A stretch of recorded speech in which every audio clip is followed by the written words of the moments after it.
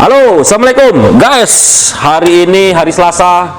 Kebetulan Ane Ali Lubis berkunjung ke rumah Pak Dewan kita, Bang Habibur Rahman. Ya, assalamualaikum Bang. Waalaikumsalam. Alhamdulillah. Masya Allah. Selamat datang di rumah kami. Ya, ala kadarnya di Cipinang. Oh, di daerah Cipinang Bang. Ya, Oh, Cipinang. keren Bang rumahnya Bang. Emang Los Angeles. Keren. Baik, guys. Hari ini tema kita ingin bertanya terkait hal-hal atau semacam isu-isu hukum lah terhadap Bang Habibur Rahman. Kebetulan beliau selaku Komisi 3. Nah, kasus yang menarik ini yang pengen gue tanya langsung itu terkait Undang-Undang Nomor 1 Tahun 46, khususnya pasal 14, 15. Nah, Bang Habib, sebagaimana kita ketahui Bang Habib, hari ini itu kan sedang populer ya pasal 14 Undang-Undang 146 ini, pasal 14 dan 15 khususnya. Kasus terbaru yang paling hangat itu kan yang udah vonis itu terkait HRS Bang Habib. Ya, nah, pandangan Bang Habib sebagai orang hukum nih ya, sebagai masih lawyer Bang ya sekarang ya. Ya, bukan anggota DPR. Iya, lawyer tapi dulu advokat. Advokat sekarang anggota DPR. Nah, Bang, tanggapan Abang gimana nih Bang secara pribadi dulu nih Bang sebagai orang hukum nih Bang?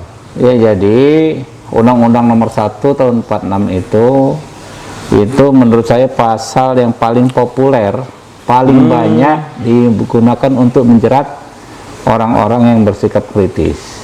Oh. Coba sekarang orang ngomong soal pasal penghinaan presiden lah, pasal penghinaan parlemen, macam-macam, tapi yang paling banyak digunakan itu pasal itu. Undang-Undang Nomor 1 Tahun 46. Mungkin karena udah dihapus kali Bang penghinaan presiden. UU ITE enggak juga. Oh. Daripada Undang-Undang ITE ya, atau pasal pencemaran nama baik yang di KUHP. Ini Undang-Undang 146 yang paling laku dan paling banyak digunakan untuk menjerat orang-orang yang bersikap kritis. Berarti quote and quote yang berseberangan pandangan politik gitu Bang. Bang Saganda, Bang Jumhur, ya kan? Ada lagi misalnya dulu ada Ratna Sarumpait, Ratna ya. ada Habib Rizik. Saat ini Habib Rizik. Rata-rata undang-undang ini yang sebetulnya ya, kalau saya katakan saya benci pasal penghinaan presiden, saya lebih lagi benci undang-undang ini, lebih bahaya sebabnya. Mau alasannya Bang?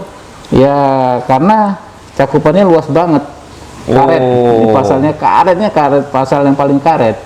Coba bayangkan, tafsir menimbulkan keonaran itu dalam setiap kasus beda. Jadi kan menyebarkan kebohongan yang menimbulkan keonaran. Keonaran itu tafsirnya macam-macam. Ada yang unjuk rasa, sekedar rame di medsos, macam-macam. Jadi ini pasal pasal sapu jagat. Kalau untuk membungkam orang ini pasal sapu jagat. Gitu. Wah, luar biasa. Berarti artinya keonaran itu harusnya kan deliknya material Bang ya, setahu saya itu Bang ya, harus timbul kerusuhan dulu. Ya, faktanya formil banget. Jadi orang kalau udah kena pasal ini nggak bisa gerak lagi. Dan ancamannya juga berat Bang, 10 tahun. Ya, ada yang di bawah 5 tahun ada, tapi ada yang paling berat itu 10 tahun. Wah, gila. Bisa langsung dikenakan penahanan. Nah, padahal ini undang-undang ini udah mati tadinya. Ya, sebelum era 2019 lah itu nggak pernah dipakai, hampir nggak pernah dipakai. Istilahnya udah mati, itu udah mati suri lah ya, udah jarang digunakan, tapi kembali populer digunakan. Waduh. Nah, kalau kita lihat menurut Abang pasal ini agak sedikit bahaya Bang ya. Sedikit bahaya banget. Bahaya banget justru guys. Nah, menurut Abang nih untuk saat ini nih Bang, di era katakan era sekarang nih Bang, kira-kira masih cocok nggak Bang kalau digunakan? Ya nggak cocok. Orang tahun aja 46 bos. Sekarang 2021 Bang ya. Undang-undang 46 kita kayak undang-undang pemilu, tiap pemilu kita bikin gitu kan. Ini tuh tahun 46 menyebarkan berita bohong. Waktu itu mungkin awal-awal kemerdekaan jelas konteksnya lain seperti yang sekarang gitu. Jadi sudah sangat nggak cocok undang-undang berlaku. Artinya gitu. Beda zaman harusnya undang-undang pun diperbarui Bang ya. Iya betul. Nah, kalau menurut Abang dari berarti kan ini kan kita harus mencari solusi nih Bang. Ya solusinya harus dicabut. Oh dicabut. Tapi kan lu tahu ya, ente tahu. Cabut undang-undang itu kan nggak gampang ya. Harus membuat undang-undang baru dong Bang. Ya itu pinter. Ini pinter sekolah di mana nih? Kali ini dia pinter. Iya. Jadi ada di bagian penutup RKUHP. Oh, Ya, saat ini lagi dibahas bang ya? di rancangan KUHP itu di penutupnya bahwa ketika RKUHP undang-undang ini berlaku, maka Undang-Undang Nomor 1 Tahun 46 dinyatakan dicabut dan tidak memiliki kekuatan hukum. Artinya tidak berlaku lagi tuh undang-undang Jadi bang ya? nggak usah ini, cukup disahkan KUHP yang sekarang lagi ribut-ribut nih orang bilang wah tolak tunda pengesahan KUHP, tolak pengesahan KUHP karena ada pasal penghinaan presiden. Bagi saya ya, kalau melihat urgensinya lebih besar manfaatnya, ini undang-undang ini dicabut 146 dengan pengesahan RKUHP. Ya, jadi sahkan RKUHP dengan sendirinya undang-undang ini dicabut. Bang, tadi abang cerita Iya. soal RKUHP. Kita kan tahu nih bang, kemarin sempat diramein juga bang soal pasal penghinaan presiden dan lembaga DPR. Itu gimana bang? Ya, saya sendiri geli lah ya, sebagai anggota DPR saat ini geli kok ada pasal penghinaan terhadap DPR walaupun sebagai lembaganya. Karena kami ini wakil rakyat, ya wajar kalau ada rakyat yang menyatakan pendapat, jangan sampai nanti ada rakyat dikriminalisasi karena mengkritik wakilnya. Oh, berarti artinya babang tidak setuju dengan pasal Begitu itu ya? juga pasal penghinaan presiden itu musuh bebuyutan saya Pak. Sejak zaman mahasiswa saya sendiri pernah hampir kena pasal itu ya. Pernah dituduh melanggar pasal tersebut. Ketika advokat, hampir saya pernah menjadi pengacara semua orang yang dituduh menghina presiden sejak zaman Keren. setelah Pak Habibie lah ya. Iya. Gus Dur, Megawati, ya, SBY. ya, Pak Jokowi. Saya pernah menjadi pengacara orang yang tuduh Woi, keren, karena keren, pasal ini. keren, keren. Saya keren. juga nggak suka pasal ini. Tapi di luar ketentuan yang kontroversi itu banyak sekali pasal-pasal yang bagus dan sistem yang bagus dalam RKUHP. Oh, berarti banyak manfaatnya Iya, juga dong bang ya? Sehingga menurut saya, termasuk kalau RKUHP ini disahkan, maka Undang-Undang 146 tadi dicabut. Oke. Padahal tadi pemberlakuannya paling banyak selama ini Undang-Undang 146 daripada pasal penghinaan presiden. Nah, tuh guys, dengerin. Jadi menurut saya ya kita sahkan dulu ya. Kalau memang nggak ada kompromi di DPR ya kan, ya disahkan dulu, nanti teman-teman bisa ke Mahkamah Konstitusi. Oh, khusus untuk penghinaan Untuk presiden pasal-pasal, dan parlemen ya, tadi bang ya? apapun. Penghinaan Karena gini, dewan ya? Selain pasal penghinaan parlemen, pasal penghinaan kepada presiden, banyak pasal lain yang kontroversi di mana sikap masyarakat terbelah. Contoh bang? Ya, misalnya yang soal contoh marital rape, perkosaan dalam keluarga. Wah, ya kan? itu rame tuh bang. Ada yang setuju kalau suami atau pasangan atau istri memaksa istrinya melakukan hubungan seks lalu dianggap perkosaan. Ada yang tidak setuju. Mana yang mau kita akomodir?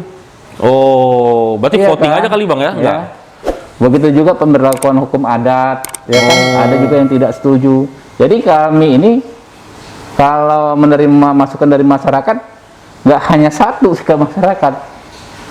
Kalau yang agak bulat itu soal penghinaan presiden dengan parlemen, oke lah ya. Oke. Tapi kalau yang lain tadi soal marital rape, soal pemberlakuan hukum adat, itu masyarakat terbelah. Pro Jalan kontra tuh bang? keluarnya, iya. Sementara kita sudah mendesak. Ini kita perlu KUHP yang baru, gitu loh.